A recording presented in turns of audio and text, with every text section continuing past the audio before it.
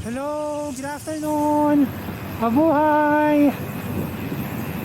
So today is Friday. Tayo ay pupunta sa may Silang, Cavite. Yan, may dala tayong bag. Dala tayong bag. Dahil mag-overnight tayo doon. Tayo ay a-attend ng aming team outing sa Silang. So nag-decide na lang ako mag-bike kasi coding din ako ngayon. So kung hintayin ko pa yung coding, 8 pa ako makakalis. And syempre gusto natin makatipid sa gas. And since nga pupunta tayo sa outing, para makabike na rin tayo kasi hindi tayo makabike bukas. So ngayon nandito tayo sa may Gilinvest area.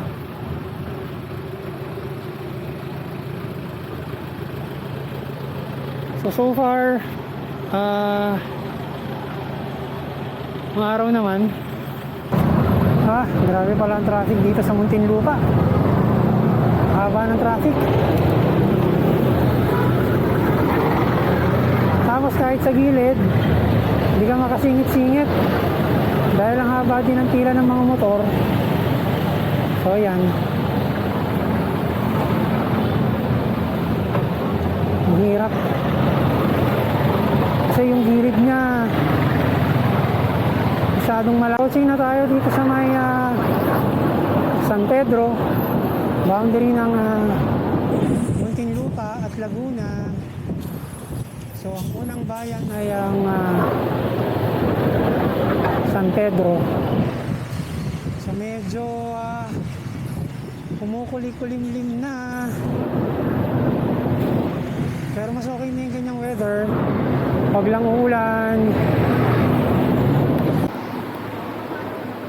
So ayan, umuulan na. Medyo malakas-lakas rin. Tumigil muna tayo dito sa Shell. Papatila muna tayo ng ulan. Ayan, may kasama pang kulog-kulog yung pag-ulan. So hopefully hindi naman matagal to, no? Para makapadyak na tayo. Konti na lang, siguro mga 10 to 15 kilometers na lang siguro nandun na tayo. So ayan yung ulan. So ito yung bike natin.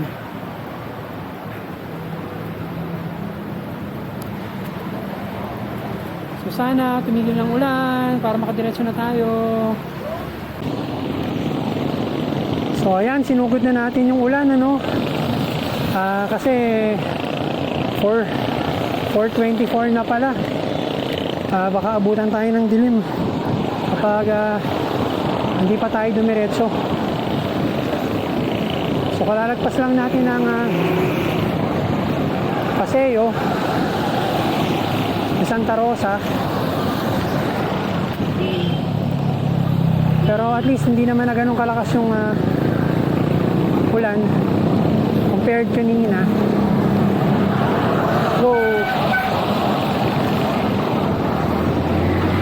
Compared kanina. So kaya nag-decide na rin na tayong dumiretso na. So ito, medyo basa na tayo. Nasa tapat na tayo ng All Home. Dito sa may approaching sa may New Valley.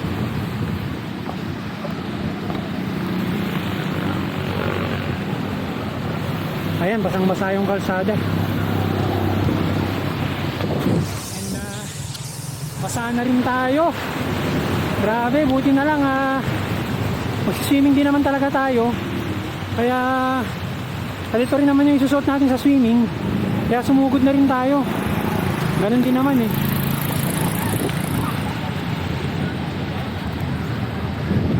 So ito yung All Home dito sa may Santa Rosa.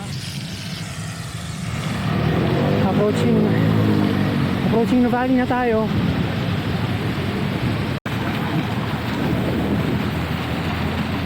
Puerto na Valley.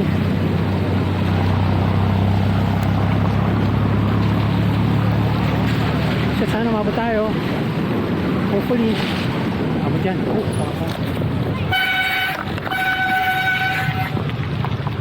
Na tayo sa may tapat ng Valley. So mga 12 kilometers pa siguro yung papadsyakin natin papunta sa resort. So hopefully ganito lang yung weather, hindi na lumakas. So start na tayong kumahon. So ito yung first major climb dito sa akyat ng Tagaytay, kasi yung resort na pumuntahan natin actually medyo malapit-lapit na sa Tagaytay, kaya ito kailangan natin umahon. Mukhang tatlong matinding ahon ang dadaanan natin.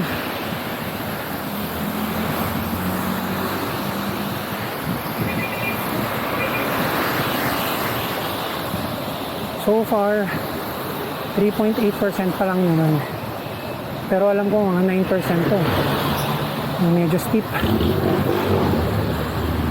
So 4%. Ang mahirap dito, wala tayo dito sa may magandang kalsada, dito tayo sa gilid. 6.5%, 7.5%, nasa dos na tayo. 8.3%, 8.4%, 9.3%.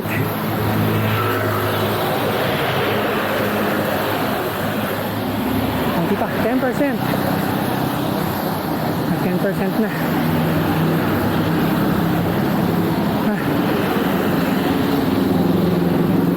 Sa pag 10% na baga, double digit na kasi. Wala nang point. Full number na.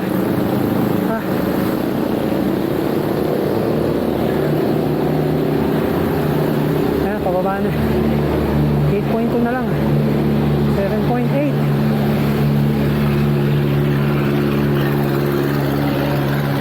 Grabe usok. Ayan. So, pag-ahon mo dito, meron namang recovery. So, makakapahinga ka after. Ayan.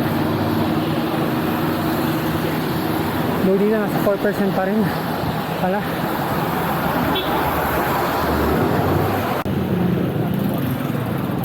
Medyo traffic. Hindi pala medyo traffic talaga. Tapos ito namang sasakyan na sumingit pa dito. Ay, grabe ang traffic pala. Hindi bakit ang Tagaytay? Kahit bike, walang madaanan. Kailangan natin sumingit-singit para makalusot.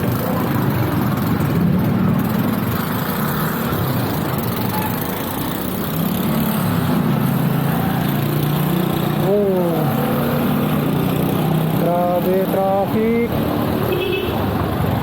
Wait ka lang.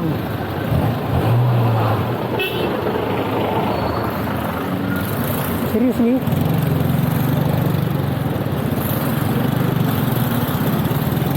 Seryoso ba yan? Bubusina ka? Dalawa lang yung mga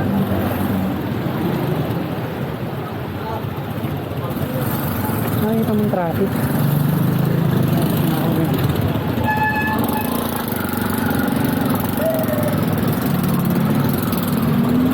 Maraming ang traffic. Tapos may bumubuhi-busina pa sa likod. Nakakala mo may ari ng daan.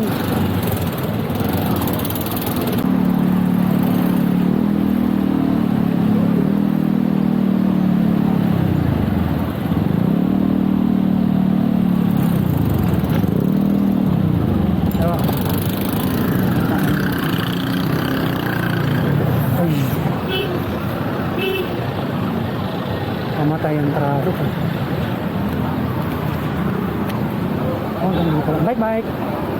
Thank you.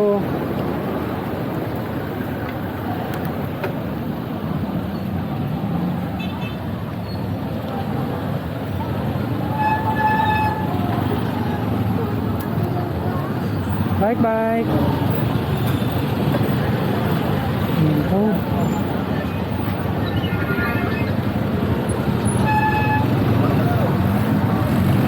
Go, go, go, go, go.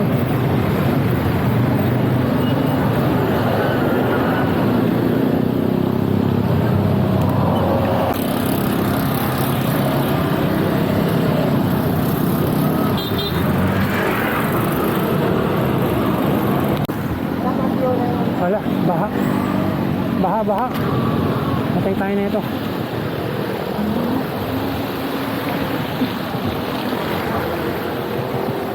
Yay, baha.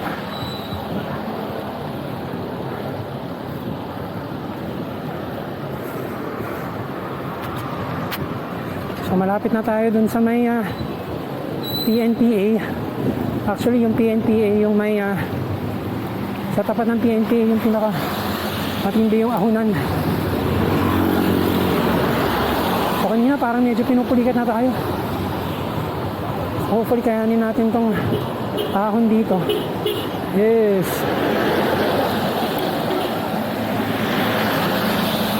Sobra pala traffic dun sa part na yun.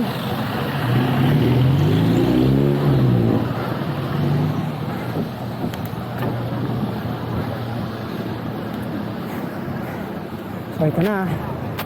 Ito na yung medyo matinding ahon.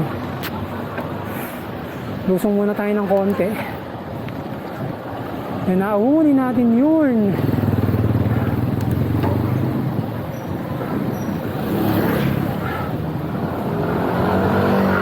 Buti na lang minto yung ulan. Medyo binasahan na lang tayo ng konti.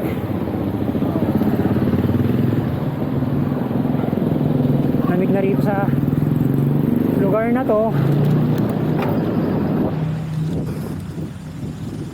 Yung mga tilatilamsik sa harap.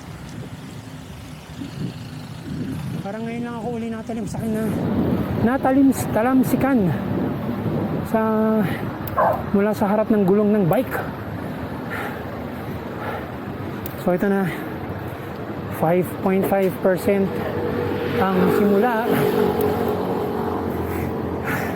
Tayo ay nasa 2 na.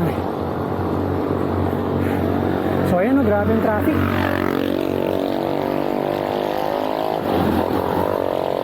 6.6%.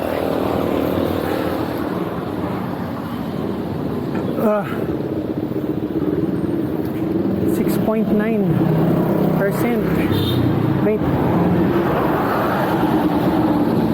Magkano na natin? Pagod na ako. 7.1%. Pamihira yung traffic. Lupit.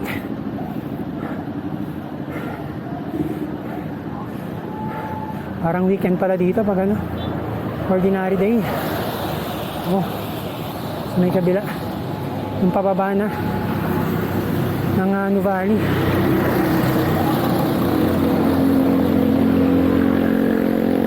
So 7.2%. Konti na lang. Mas madali pala to. Mas madali pa yata ngayon to. 7.9%. 8%. 8.3. Ayan, so dapat na tayo ng PNPA.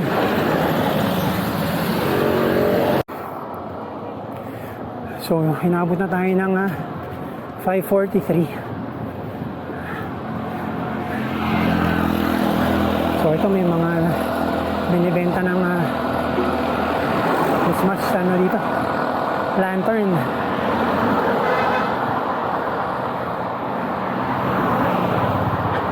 Wala pa akong makitang Iglesia ni Cristo.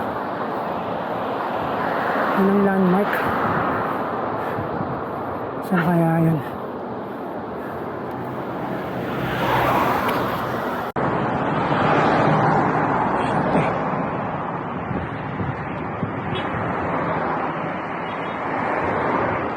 Thank you.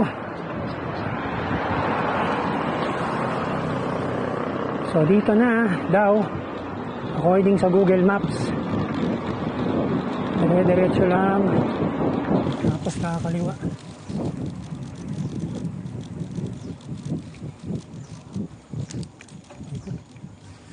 Ano kaya yun?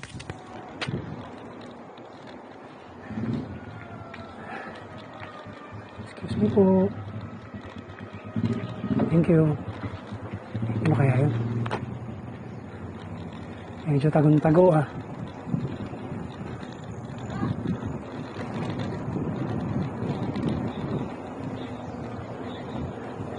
Hindi kaya.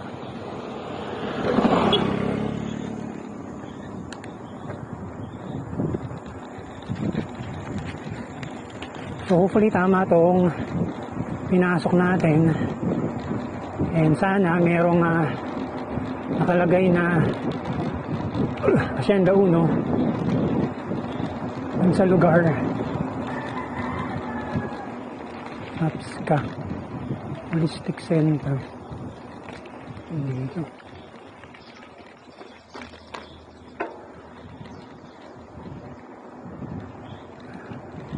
Hacienda Uno.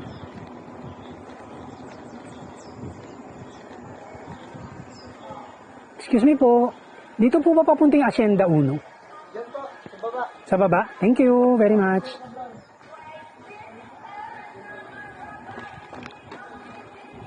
So dito daw, tama tayo.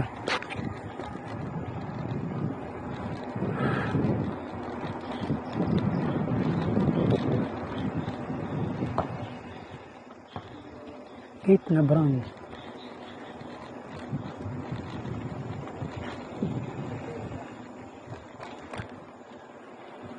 Ay, layo naman.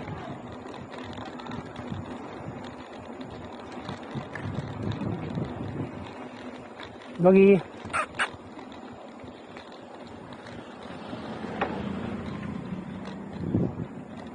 Saan yarn?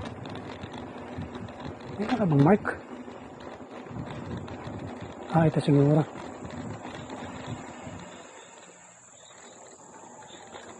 Ito ba? Yan siguro. Ah, ito. Akasya Uno pala. Ano ba yan? Mali pa ako.